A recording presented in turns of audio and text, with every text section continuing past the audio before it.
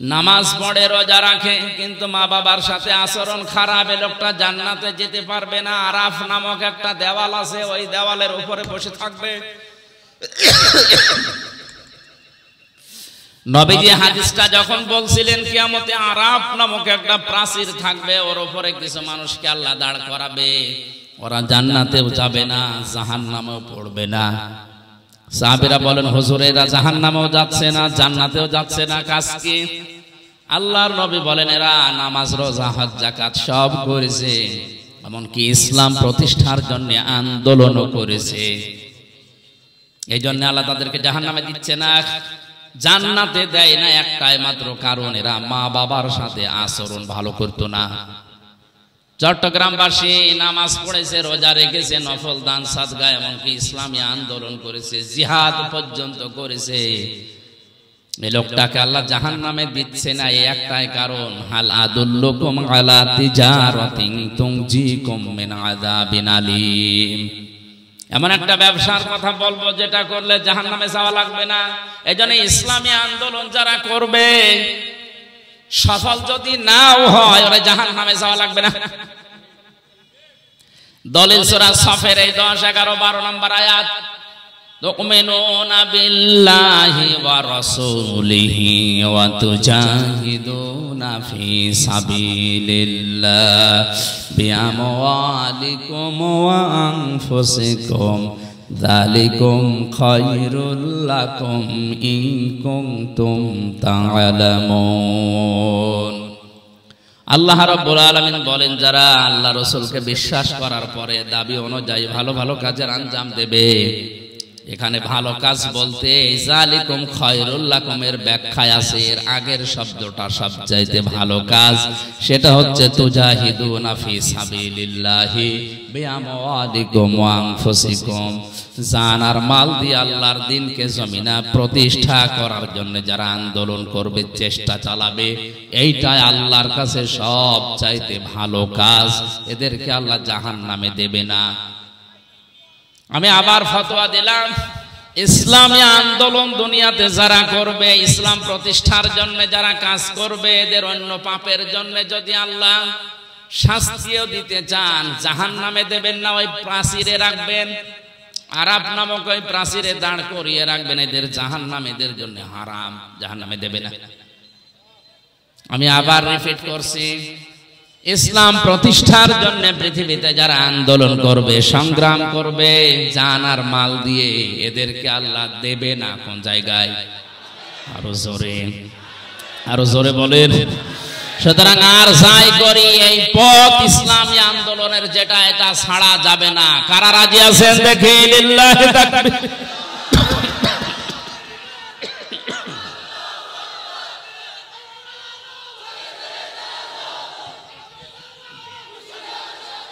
আলহামদুলিল্লাহ ভাই, আলহামদুলিল্লাহ। আমি আপনাকে বাঁচাতে চাই।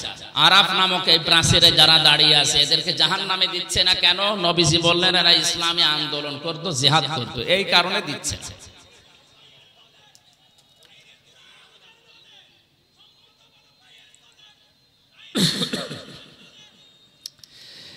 দ্বিতীয় নম্বরে এদেরকে জান্নাতে দিচ্ছে না আল্লাহ কেন? আল্লাহর নবী বলেন এদের সবগুলোই তো তোমরা শুনলে ভালো ছিল, কিন্তু মা বাবার সাথে এদের আচরণ ভালো ছিল না। চট্টগ্রামবাসী এই কথাটা কত কঠিন। জাহান্নামে দিচ্ছে না ইসলামী আন্দোলন করার কারণে, আর জান্নাতে দিচ্ছে না মা বাবার সাথে আচরণ খারাপ করার কারণে। হাদিসের শেষে কিন্তু আর নবী বলেননি এদেরকে আল্লাহ জাহান্নামে দেবে না, জান্নাতে যার বলেননি, ওই পর্যন্ত শেষ। এবার বলেন তো এইরকম আচরণ করে যদি কপাল নিয়ে কেউ যায়, আর যদি আরাফ নামক ওই প্রাচীরে আবাদান আবাদান থাকা লাগে, ওর চাইতে ও জান্নাতেও যেতে পারছে না, জাহান্নামও যাবে না, কপাল পোড়ার কেউ আছে?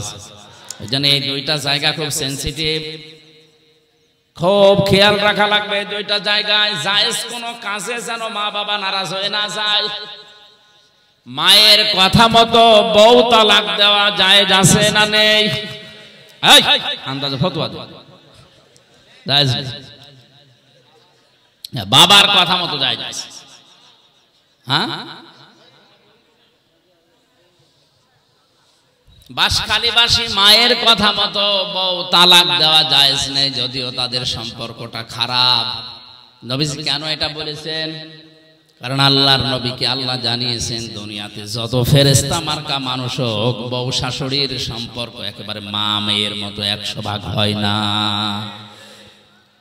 শাশুড়ি সবসময় চিন্তা করে লোকের মেয়ে, বউমাও চিন্তা করে আপন মা না। এক গাছের ছাল অন্য গাছে ছোড়া দিলে যেমন লাগতে চায় না, 100 ভাগ ওইরকম মেলে না। এই জন্য অধিকাংশ পরিবারে সন্তান বিয়ে করার পর থেকেই বইয়ের গোতাগুতিতে আলাদা হয়ে যায়। আমার আল্লাহর দিকে আমি তাকিয়ে বলছি, আমার মনে হয় যে সমস্ত বর কারণে মাগুলো বাবাগুলো আলাদা করে দিচ্ছি, এই বর কাছে যদি তার আপন মার বাবা 2 দিন 5 দিন না 10 বছরও থাকে, কোনোদিন স্বামীকে বলবে না যে আলাদা করে দাও, বলবে? আল্লাহ আমাদের মনের খবর আগে থেকে জানে, আমাদের আচরণ এই জন্যই জানিয়েছেন নবীজির মাধ্যমে যে মায়ের কথা মতো অন্তত বউকে তালাক দিতে পারবা না। হ্যাঁ, বাবার কথা মতো পারবা। যদি বাবা দেখে যে বউমার চরিত্র উলট পালট, ইসলামের নিয়ম কানুন মেনে চলে না, ক্ষতি হয়ে যাচ্ছে ইসলামের, তখন যদি সন্তানকে বলে যে বাদ দেওয়া লাগবে, বাবার কথা মতো আল্লাহর বিধানের দিকে তাকিয়ে হলেও বাদ দেওয়া যায় যাচ্ছে। তাহলে এখান থেকে মাসলা বের হলো 2টা। মায়ের কথা মতো যত খারাপই হোক বউ তালাক দেওয়া, বাবার কথা মতো জায়েজ আছে। হযরত ওমরের সন্তানকে হযরত ওমরের কথা মতো আব্দুল্লাহ তালাক দিয়েছিল। হযরত ইব্রাহিম আলাইহিস সালামের ইঙ্গিতে ইসমাঈল নবী আলাইহিস সালাম তার স্ত্রীকে তালাক দিয়েছিল। কথা বলেন না কেন? আমি কথা বলছিলাম মা বাবার সাথে আচরণ খারাপ করা ভালো করার বিষয়ে বলতে বলতে আল্লাহ শেষ পর্যন্ত এমনও জানালেন, কথা যদি বলতে চাও উঁচু গলায় মাথা উঁচু করে কর্কশ ভাষায় তো বলবাই না, কথা বলতে চাইলে মাথা নিচু করে প্রেসিডেন্টের সামনে প্রধানমন্ত্রীর সামনে দাঁড়িয়ে যেভাবে নরম সুরে বলো, ঠিক ওই কায়দায় বলো। আল্লাহ তা কায়দা শিখিয়েছেন। দেখেন তো পরের আয়াতে, أخفض لهما جناح الذل من الرحمة وقل رب ارحمهما كما ربياني صغيرا। জবান খুলে এই ময়দানে আল্লাহর শেখানো দোয়াটা একবার পড়েন, রব্বির হামহুমা কামা।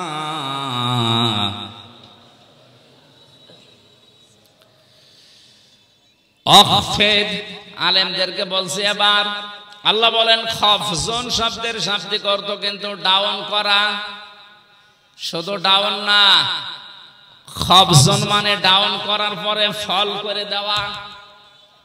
আল্লাহ বলেন ডাউন করবা, এরপরে ফল করবা। কি? জানা হাজুল্লি, বিনয়ের ডানা। কিসের ডানা? মানুষের ডানা হয়? না না, ডানা হয় না। মানুষের তো হাত, মানুষের ডানা নেই।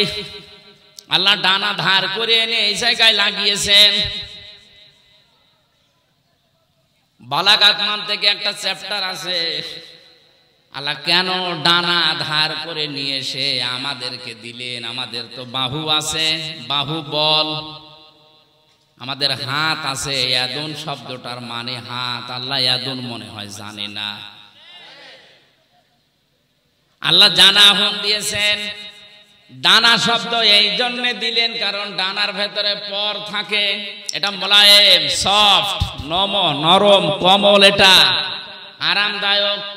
আর হাতের ভেতরে আছে হাড়, এটা এত শক্ত, যদি মোট করে কেউ পিঠের উপরে লাগায় বলবে কি লাগা, ওই 65 না 100। এর ভেতরে যেহেতু নরম কিছু নেই, আপনার আচরণ যেন সফট হয়, কোমল হয়। আল্লাহ এটা বোঝাতে পাখির ডানা ধার করে আমাদেরকে শুধু দেননি, আল্লাহ বলেন খফজন করবে তোর এই ডানা। একেবারে ডাউন করার পরে শুধু ছাট করে রাখবে না, হেলিকপ্টারের ডানার মতো, এরোপ্লেনের ডানার মতো এরকম সোজা করে রাখলে হবে না। জানা হাজুল্লি মিনার রহমা, আল্লাহ হেলিকপ্টার এরোপ্লেনের কাছ থেকে ডানা নিয়েছেন পাখির কাছ থেকে। ওদের কাছ থেকে নিলে আল্লাহ সমস্যা কি ছিল? সমস্যা ছিল এরোপ্লেনের ডানা ডাউন হয়, ফল হয় না, ফল হলে উড়ে। আর পাখির ডানা ডাউন করার পরে ফল করলে উড়ে যেতে পারে। আর এর ডানার ভেতরে এমন নরম নরম পর আছে, পাখা আছে, এত সফট এটা, কমল এটা, এত আরামদায়ক। সিল যখন সোমারে মা পাখিটা আস্তে করে নিজের ডানাটা বিছিয়ে দিয়ে ফল করে দেয়, বাচ্চারা ওর নিচে একটা কিচির মিচির আওয়াজ করে, এটা অনির্বচন সুখ অনুভব করে। আল্লাহ দুনিয়ার মানুষকে উদাহরণটা দিয়ে বোঝাতে চেয়েছেন, পৃথিবীর মানুষেরা তোমার মা বাবা শেষ বয়সে এসে যখন তোমার আন্ডারে আসবে, তোমার এই ডানার নিচে থাকার পরে যেন মনে করে যে আমার হামজা থাকতে আমার আর অসুবিধা নেই। কথা বলেন না কেন? এরকম মনে করতে পারছে? বলেন বলেন না, এরকম মনে করতে পারছে না। সেই পরিবেশ নেই আজ। কাদের কারণে? আমি যতগুলো কারণ পেয়েছি তার অন্যতম কারণ হচ্ছে অধিকাংশ বাড়িতে তার বউ না, এই এলাকায় এখন এসব নেই। আর এই বউকে বারবার কান পড়া দেয় এর বর মা আর ওর বড় বোন, আর ওরা আশপাশের ভাবি যারা আছে তারা বলে আর কতদিন থাকবা, আলাদা হও, আরামে খেতে পারবা। এরকম কার কার বউকে দেয় একটু হাত তোলেন তো। এই হাদিস মনে হয় এই এলাকায় বলা ঠিক হইল না, এটা আমাদের কুষ্টিয়ায় আছে।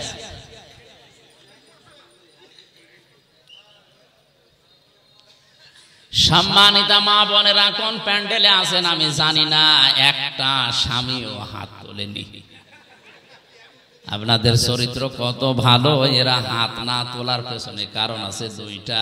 এক নম্বরে যদি কেউ হাত তোলে ক্যামেরা হচ্ছে, ও বাড়ি গিয়ে ইউটিউবে দেবে আমার লোক হাত তুলেছে, আপনার হাতই বন্ধ করে দেবে।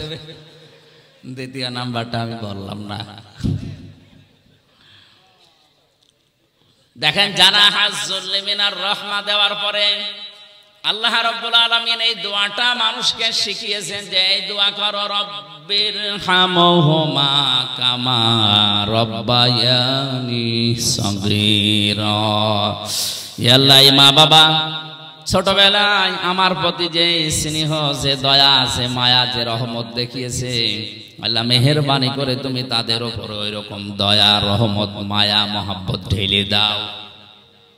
এমনকি কবরে যদি যায় তাদেরকে তুমি ওই রকম ভাবে দেখাশোনা করো যেভাবে ছোটবেলা আমাকে দেখাশোনা করেছিল। একটা সন্তান প্রতিপালন করা কত কঠিন, আমার এই ছোট মেয়েটা নিয়ে আমি এখন টের পাচ্ছে।